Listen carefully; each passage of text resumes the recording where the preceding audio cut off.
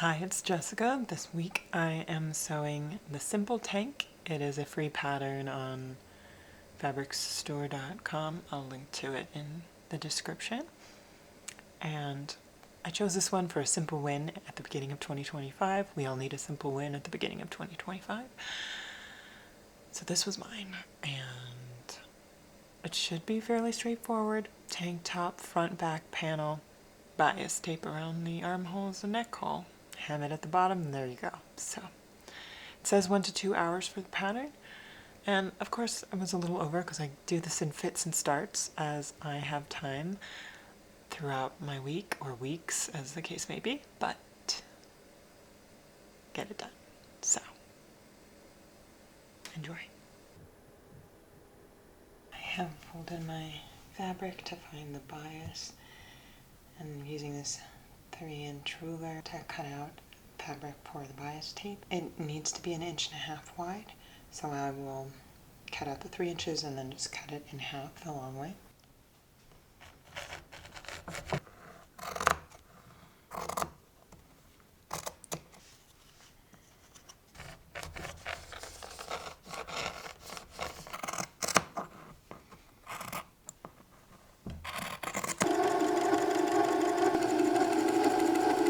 First step is sewing up the shoulders.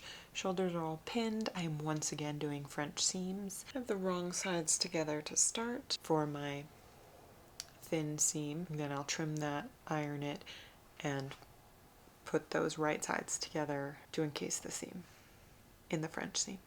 You know, I should really look up like a proper description of French seam, so when I keep explaining it, because I tend to always use it because I'm using linen and it frays a lot, so that you guys have like a concise description of it. Anyway, okay, I'm going to sew up these shoulders and we'll go from there.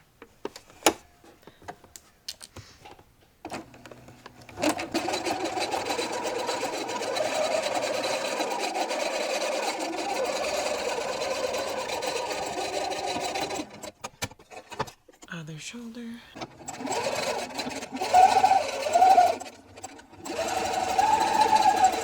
Alright, now I will trim, tie off, press this towards the back, and then sew the French seam. One very important test for me, since I have a giant head, is making sure that this can actually fit over my head before I put on the bias tape. Otherwise, because I'll need to cut a bigger head hole.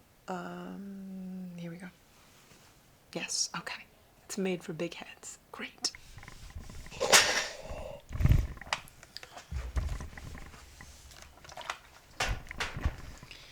Easy peasy. Now I fold it over and we'll press again because this is for the French seam. Next I'll just sew these up. Raw edge is now inside this.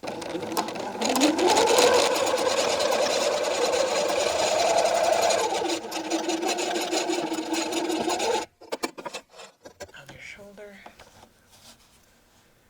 Same thing.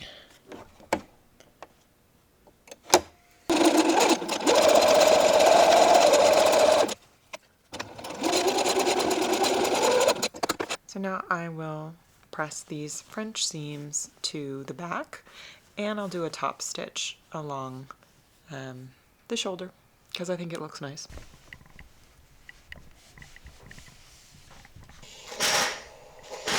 I will go ahead and top stitch. I'll try to keep tension so it makes a really clean line.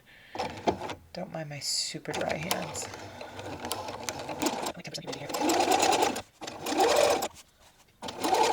Other shoulder. Bring that back.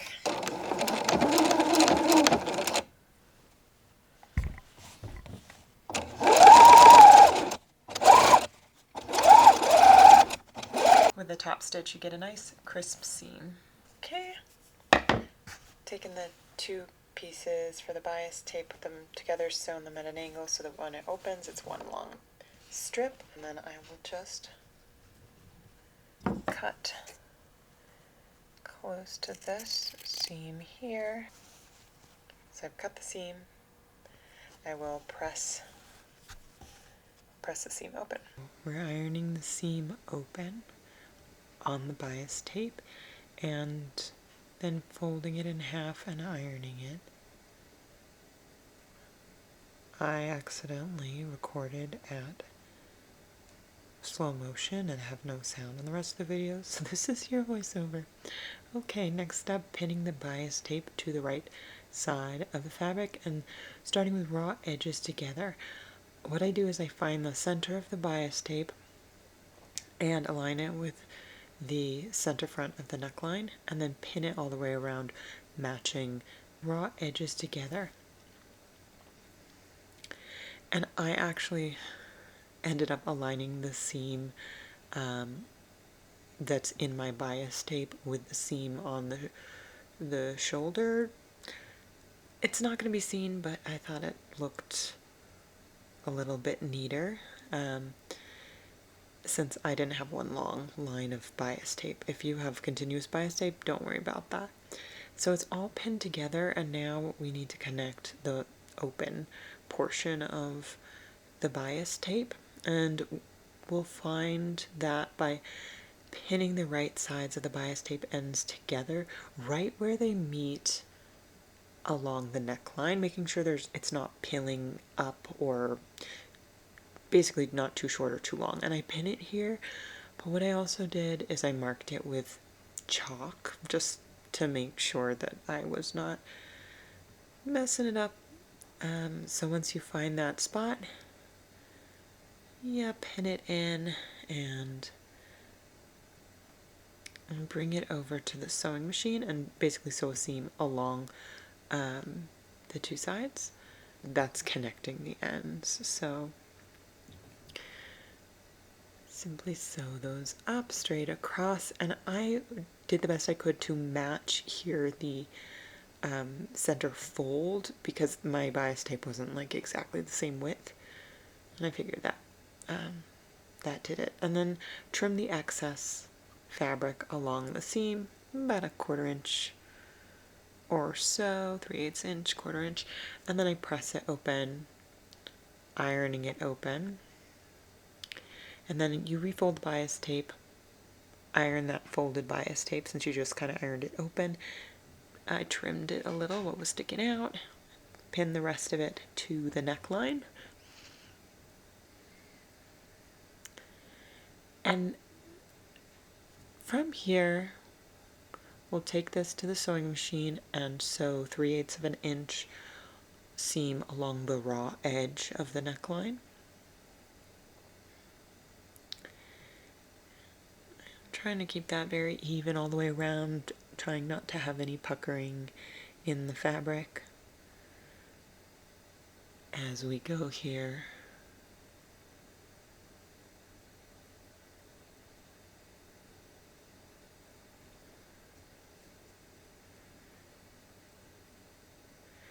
From here, trimming the raw edge,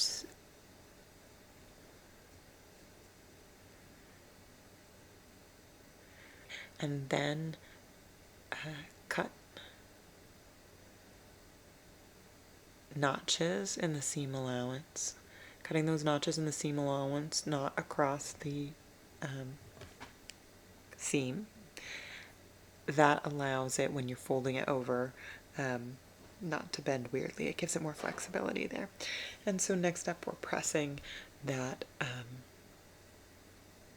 neckline bias tape away from the front, and then I flip to the wrong side, fold the bias tape onto the wrong side of the fabric, because basically that bias tape is going to be underneath the neckline. You're not going to see it.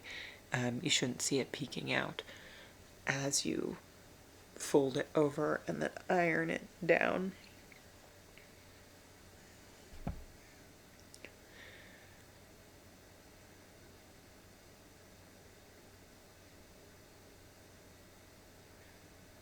You can see it ironed pretty nicely, so from there you could pin it, but you're top stitching that neckline, keeping a really equal distance the whole way around from that neckline.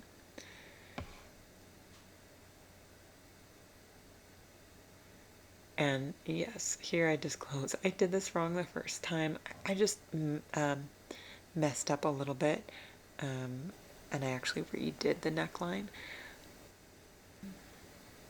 Next up, we're pinning side seams together. I did both sides at the same time. And this was wrong sides together at a 1/4 inch seam down the sides because I'm making the French seams.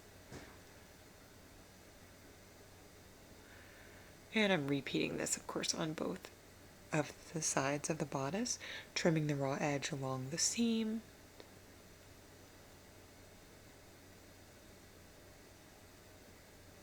Ironing the seam. I ironed it open in this case. You could probably iron it to one side. I'm not sure that it makes much of a difference. And then I turn the shirt inside out, right sides together, and then ironed along that side seam. Then sewing the 3/8 inch seam to encase that raw edge. Again, doing that on both sides of the bodice or the shirt. Then I iron those seams towards the back. I ended up updating the armholes because I read on the pattern reviews that they were really tight in the armpit, and I don't like that so much, so I used another shirt that I liked the armholes and traced new armhole lines and just cut that out. And I, of course, did the same thing on both sides. So this next part is, again, doing the bias tape, binding or finishing for each of the armholes. These are the same steps that I did for the neckline. So I had to connect 2 pieces of bias tape.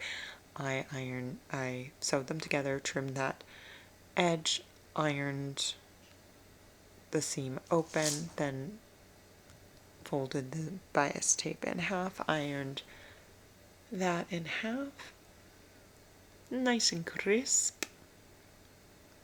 Then pinned the bias tape along the armhole, matching the center of the armhole with the top of the shoulder seam. Doing that again on both sides of the shirt.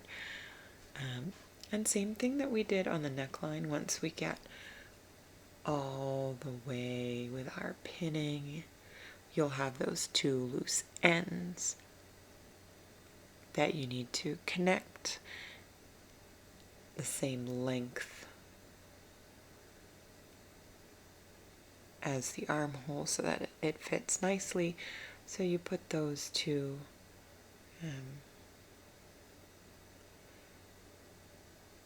sides together, again matching. I matched at the center fold, pinned it. I also used the chalk. Then I sewed the bias tape ends together right across the bias tape. Trimmed along the seam allowance here. Once that was done, pressing and ironing that open, refolding the bias tape, ironing, and then pinning it, finishing up the armhole pinning.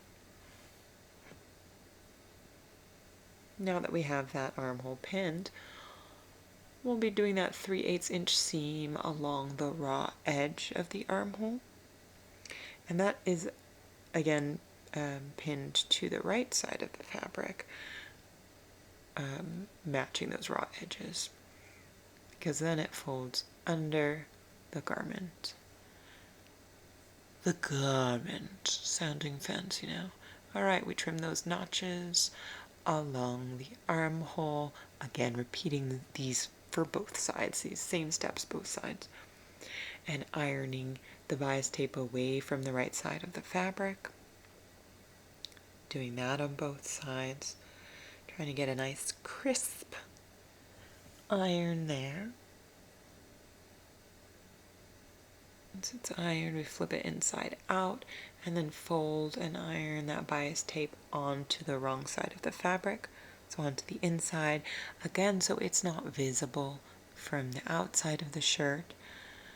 You could pin it here if that strikes your fancy. Otherwise, just getting that crisp iron all the way around.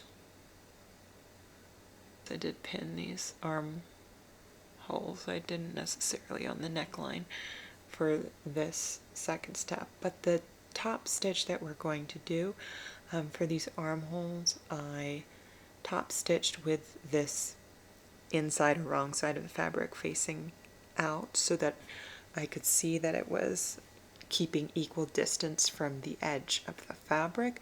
That makes sure that from the outside that stitch line is pretty pristine, and being on the inside of the fabric for sewing it also helps to make sure you're not going off of the bias tape. So next up, bottom hem, we're folding and ironing at 3/8 of an inch.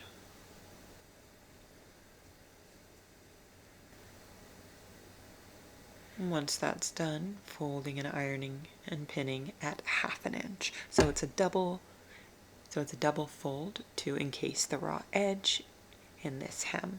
Once everything is sewed and pinned, we're top stitching as close to the top folded edge as possible, all the way around.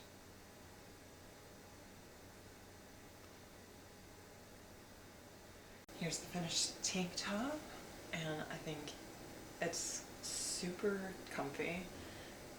I'm happy about the armpit modification that I made, making it a little deeper.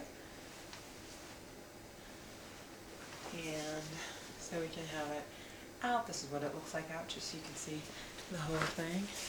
Seriously, cat.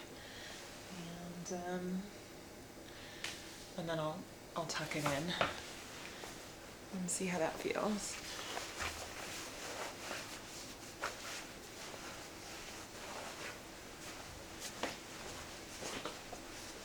Neat tucked look. Okay.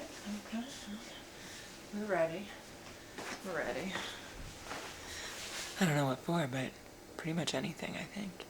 We're ready for anything. We're mostly cuddling cats. It's probably what we're going to be doing. Alright. Aye, matey. Her. Okay. That's for pirating. Made a pirate. That's great for that. Alright. Boom, boom, boom. Alright. We'll see if there's more to come. But, oh, this is comfy.